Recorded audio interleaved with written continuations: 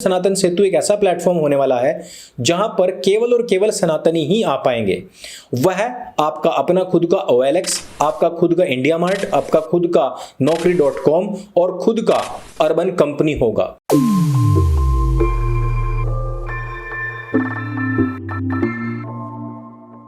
नमस्ते दोस्तों, आप सबका एक बार फिर से स्वागत है आपके अपने YouTube चैनल सत्य सनातन में। ज्ञान वापी मस्जिद, वैसे तो नाम सुनते ही आपको समझ में आ गया होगा कि ये कोई मस्जिद नहीं बल्कि मंदिर है, लेकिन हमारे देश का कानून व्यवस्था, यहाँ की न्याय व्यवस्था, यहाँ की विधायिका, यहाँ का मीडिया और यहाँ के लिब्रांडू गैंग कभी भी इस बात पर कोई बात नहीं करेंगे। ठीक उसी प्रकार से जिस प्रकार से नागराजू को यदि मार दिया जाता है तो इसमें कोई एंगल नहीं है धर्म का, लेकिन अगर किसी गौ तस्कर या बाइक चोर को 2 संटी मार दी जाए तो इसमें सीधा सीधा एंगल हिंदू मुसलमान का आ जाता है।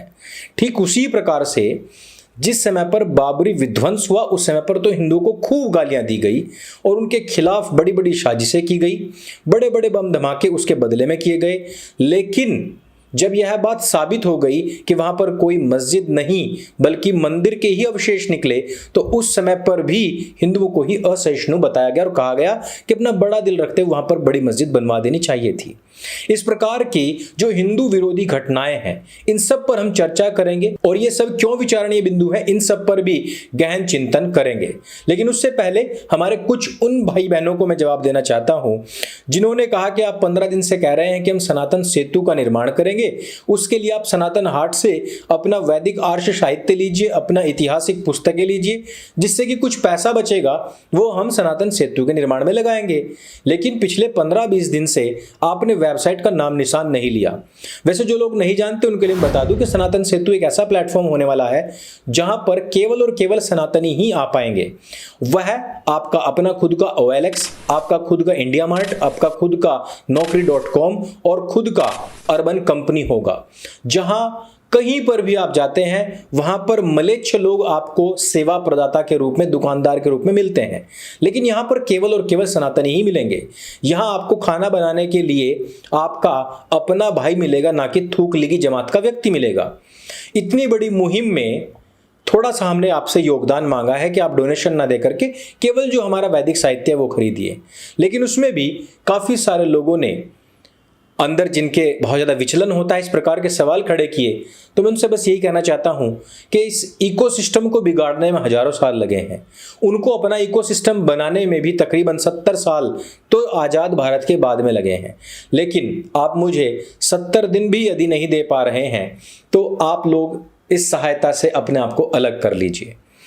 अब हम बात करते हैं कि किस प्रकार से जब 5 महिलाओं ने याचिका लगाई और उन्होंने कहा कि जो ज्ञान वापी मस्जिद है इसके ही परिसर में श्रृंगार गौरी नाम का एक मंदिर है और वहां पर क्योंकि हम हिंदू धर्म से संबंध रखते हैं, हमारी आस्था है, हम वहां पर पूजा पाठ के लिए जाना चाहते हैं, तो उस याचिका पर कार्य करते हुए ज्ञान वापी मस्जिद के द्वार खोले गए और वहां पर वीडियोग्राफी के लिए पूरी टीम भेजी गई।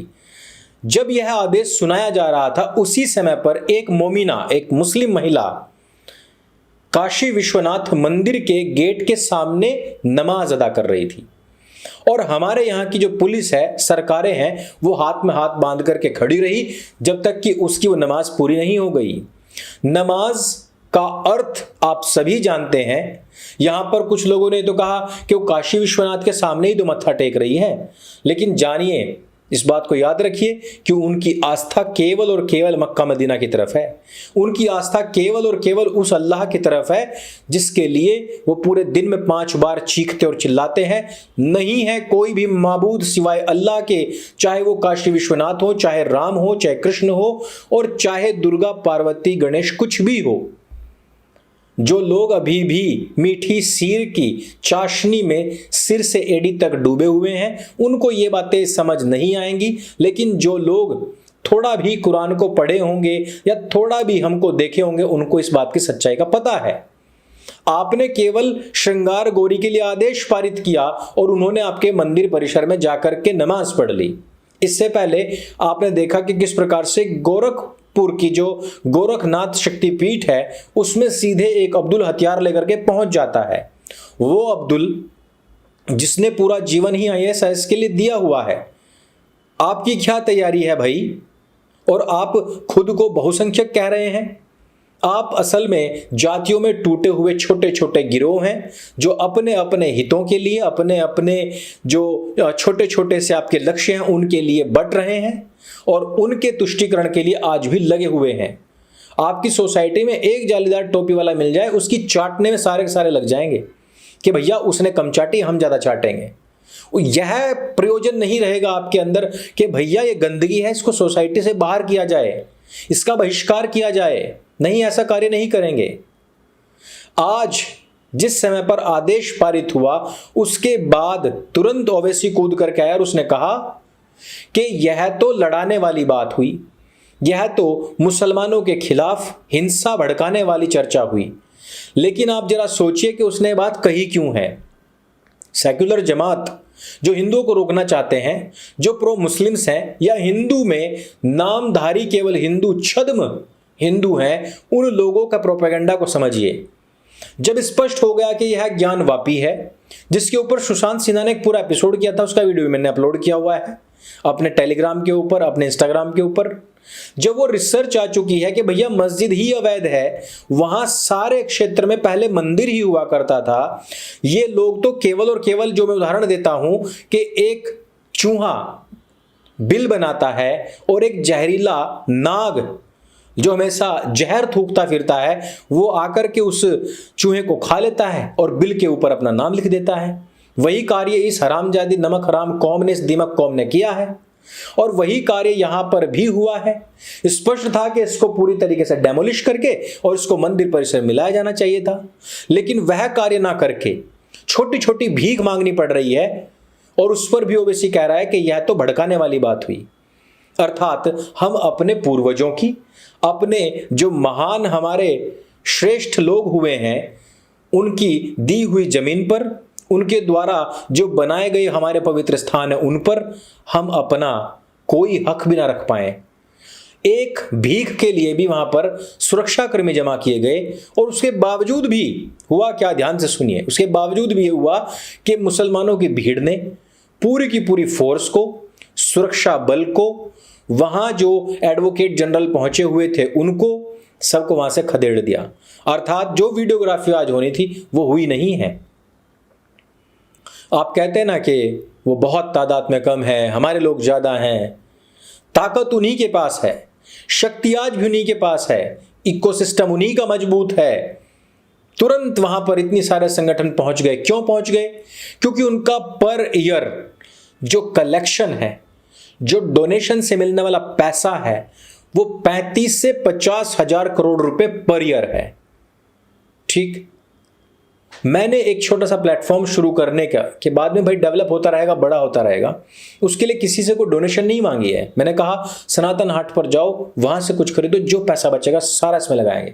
लेकिन देखिए कि 15-20 दिन हुए इस बात की घोषणा को लेकर के, लेकिन अभी से लोगों ने जवाब मांगना और हिसाब किताब मांगना शुरू कर दिया है। इन लोगों के लिए इन स्थितियों में या इन परिस्थितियों में कार्य करना बहुत मुश्किल हो जाता है और यही लगता है कि ये लोग कन्वर्ट होने के लिए या फिर ये सुनने के लिए कि या तो कन्वर्ट हो जाओ या फिर गर्दन कटवाने के लिए तैयार रहो, यानी कि या तो खतना कटवाओ या फिर गर्दन कटवाओ, इसके लिए इन्होंने पूरी तैयारी कर ली है।